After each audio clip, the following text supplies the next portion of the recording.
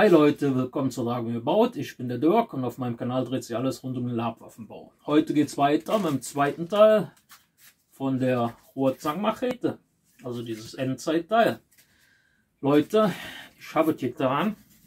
Ich hatte so viele Ideen noch, das hat ja nicht auf das erste drauf gepasst. Wisst ihr, was ich gemacht habe? Gibt jetzt zwei. Na? Soweit, ich weiß nicht, ob man das gut sehen kann. Ich werde jetzt anfangen, die beiden zu pinseln. Ich fange jetzt nur beim ersten an, ihr kennt das ja, 6 Schichten, dann schwarz drauf. Ne? Und dann machen wir das Ganze hübsch. Also ich hoffe, das ganze Thema gefällt euch. Bleibt dran, wir sehen uns. Dann wollen wir mal anfangen, Leute. Ich nehme dann die einfachere zum Pinseln, die andere hat ein bisschen mehr Details. Nehmen wir wieder Lederband. Machen wir das hier beim Bleiband rum. Da kann man das schön festziehen. Da passiert dann auch nichts. Und dann machen wir wieder so die übliche 3/4-Taktik. Erstmal wieder schwarz. So 6, 7 Schichten. Mal gucken, je nachdem. Und dann anschließend fangen wir dann an mit der richtigen Farbgebung. Das wird diesmal echt interessant. Ich will da auch noch ein paar andere Sachen mal wieder ausprobieren. Das hatte ich eigentlich bei den Ork-Streitkolben schon vor, aber ich habe das dann doch ein bisschen verworfen und werde das wahrscheinlich dann an einem von den beiden hier ausprobieren. Vielleicht auch an beiden, was ich da mal ausprobieren wollte. Mal gucken, wie das nachher aussieht.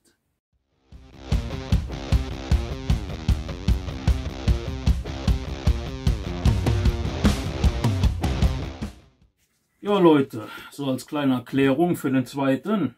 Ich hatte eigentlich direkt schon vor, 2 zu bauen. Allerdings, wie gesagt, hatte ich noch ein paar Ideen. Hat mich so ein bisschen, ja, ich glaube Fallout hat mich da so ein bisschen inspiriert. Also der 4. Teil.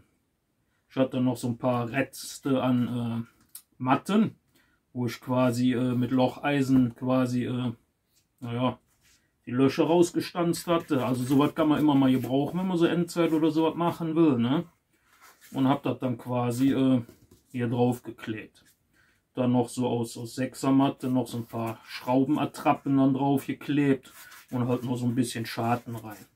Nur so als Erklärung, wie gesagt, den Bau wollte ich euch jetzt nicht da direkt bei zeigen, weil im Grund ist es dasselbe, nur halt, dass ich hier die paar Teile noch mit drauf gemacht habe und noch ein bisschen mehr andere Schaden und so weiter. Aber ansonsten ist das eigentlich so vom Grundprinzip komplett dasselbe. Nur so als Erklärung. Ne? Ich habe schon mal ein bisschen vorgebaut, beziehungsweise gearbeitet. Bei ein paar Sachen habe ich halt schon was Farbe drauf gemacht. Und zwar bin ich jetzt hingegangen, nachdem ich alles in Schwarz hatte, bin ich in Silber drüber gegangen.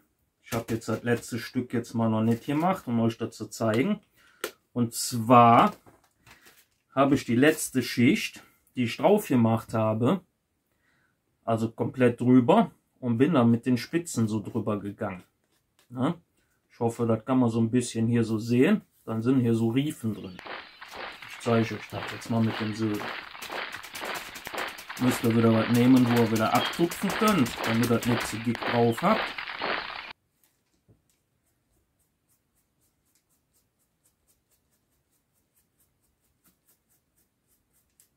Und dann bürstet ihr das so ganz fein drüber, also nur über die Oberfläche.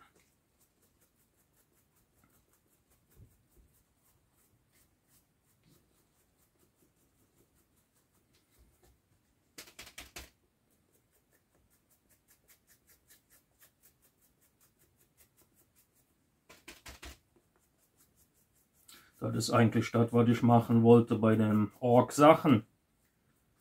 Aber irgendwie hatte ich mich da noch nicht so getraut. Aber ich muss ehrlich sein. Also so von wegen verrannt sieht das schon gar nicht mal so übel aus.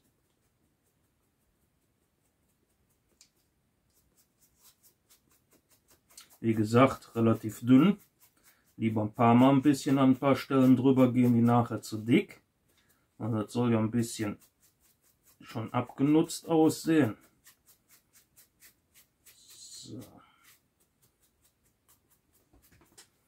So sieht das dann aus. Ne?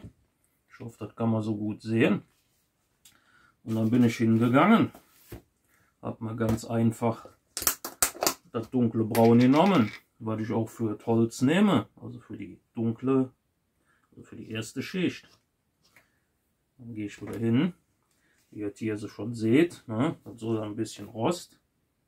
Und dann tupfe ich da so ein bisschen überall so drüber. Kann man natürlich, wie gesagt, auch andere Töne nehmen. Das liegt dann an euch, wie viel ihr das verranzen wollt. Der eine macht ja ranz hier, der andere nicht so. Wenn ihr natürlich Flexipaint nehmt, könnt ihr natürlich auch so richtiges Rostzeug nehmen. Aber das liegt dann an euch.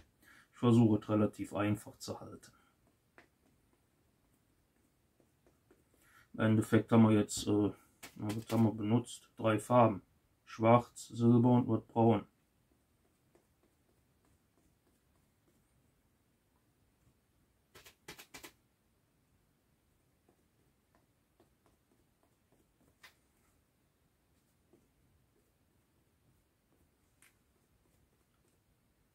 Überall so ein bisschen, nicht übertreiben. Das sieht jetzt so ein Tupfen mehr aus wie es ist, weil ich halt relativ dünn dran habe. So. Ich denke mal. Naja gut, der Knauf kann ruhig ein bisschen mehr Rost haben. Da stellt man den ja meistens drauf. Aber wenn er trocken ist, sieht man da nicht mehr ganz so viel von, ne? So, das tun wir mal ein bisschen auf Seite stellen. So. Dasselbe machen wir jetzt bei der ganzen Klinge auch. Also hier habe ich noch gar nichts gemacht. Hier ist quasi nur schwarz und dann habe ich hier das Silber drauf gemacht. Ich glaube, das Ding kriegt dann auch noch ein bisschen. Aber bevor wir das machen, will ich schon noch ein bisschen was an Ideen wieder fließen lassen. Und zwar hatte ich mir mal, als ich die schon mal gebaut habe, da hatte ich mir ein paar Abgussformen gemacht. Ich hoffe nur, dass ich nicht so dünn gemacht habe. Ich weiß nicht, sieht doch ein bisschen dünn aus. Kann natürlich sein, dass dazu nichts gibt. Na gut, probieren wir mal aus. Dafür nehmen wir mal die Schere. Ich hätte vielleicht noch ein bisschen dicker machen sollen, aber na gut. Und zwar habe ich vor, hier so ein Chrom Vanadium reinzumachen. Mal schauen, ob das hier hinhaut.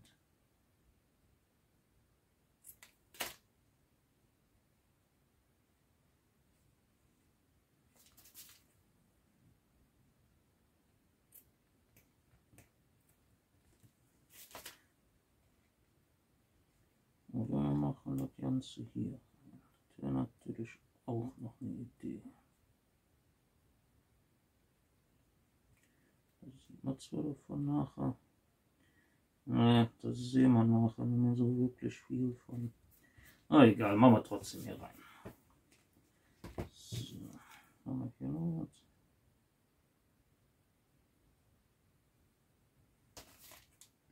Das sind jetzt so ein paar kleinere Gags, die man dann noch so mit einbauen kann, wenn ihr da mal Langeweile bei sowas haben solltet.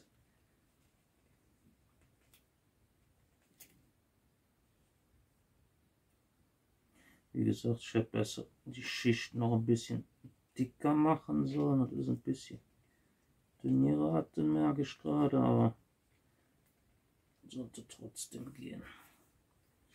So, dann machen wir mal mit dem Silber nochmal. Das mache ich auch nur auf der einen Seite hier.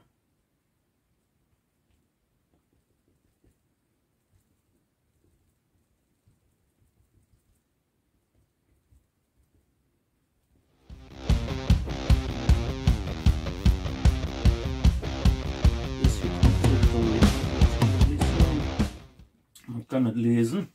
Ja. So, hoffe ich mal, dass man das gut sehen kann. Ist jetzt so ein kleines Gimmick. Ich habe hier noch ein bisschen was, aber wir machen jetzt mal nur auf der einen Seite.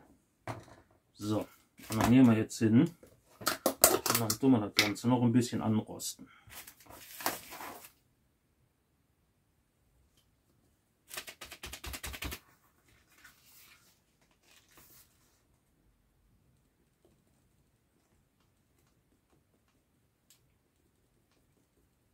Wie gesagt, nicht so viel.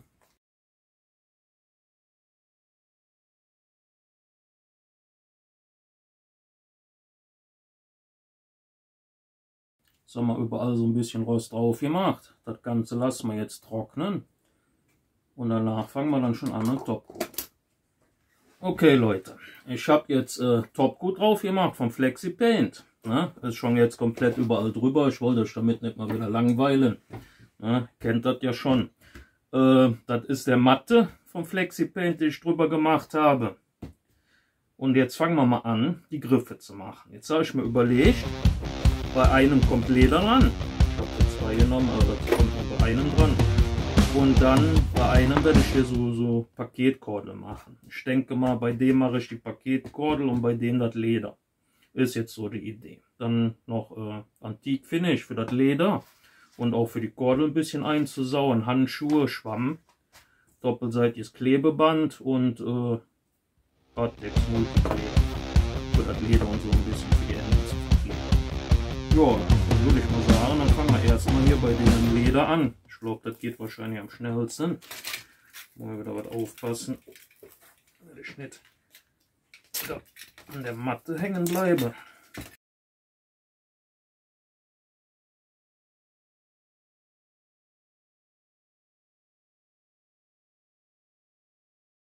Ja, das lassen wir noch. So, dann haben wir jetzt hier schon mal das Leder drauf. Auf Seite. Dann fangen wir mal an mit der Newton-Kordel. Paketkordel, naja gut.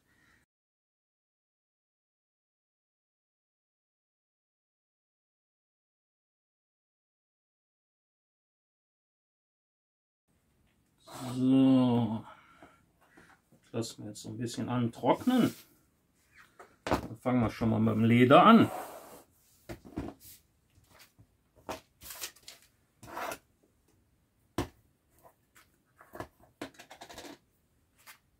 Wie gesagt, immer dran denken, wenn er hier damit arbeitet, so Lederfarbe oder Antik, finde ich am besten immer Handschuhe tragen.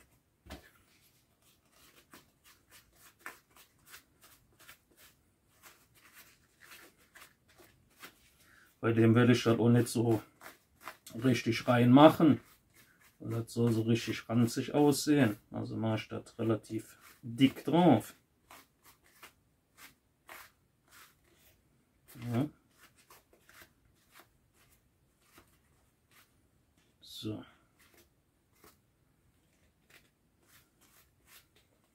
Jetzt haben wir das schon mal. Das legen wir mal auf Seite. Und dann gucken wir mal, dass wir das hier auch noch so ein bisschen eingesaut kriegen. Können wir natürlich auch mit Acrylfarbe machen, das geht auch ganz gut. Aber ich mache jetzt halt mit der Leder Antik Finish Farbe. Das geht auch. Damit das Ganze so ein bisschen abgeranzt aussieht.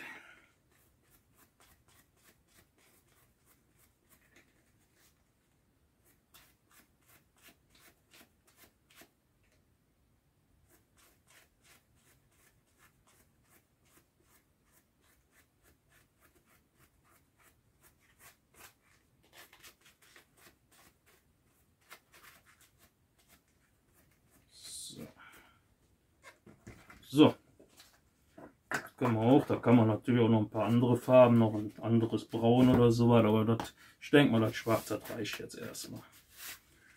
So, das Ganze lassen wir jetzt noch ein bisschen antrocknen und dann schauen wir uns das Ganze mal an, wie das aussieht. Hm? Ja Leute, was soll ich sagen? Das Ganze ist jetzt soweit fertig. So sieht das Ganze aus. Hm? Ich hoffe, das ist okay. Kann man, denke ich mal, mitarbeiten, oder? Ja, dann hoffe ich mal, das ganze Thema hat euch gefallen. Wie ich schon versprochen habe, im nächsten Video ist hier mit einem Klappspaten. Ich mache jetzt ein bisschen Richtung Endzeit mal ein paar Sachen, damit ihr mal seht, dass sowas auch geht. Ne? Dann hoffe ich mal, das Ganze hat euch gefallen. Wir sehen uns dann in einem meiner nächsten Projekte. Wir sehen.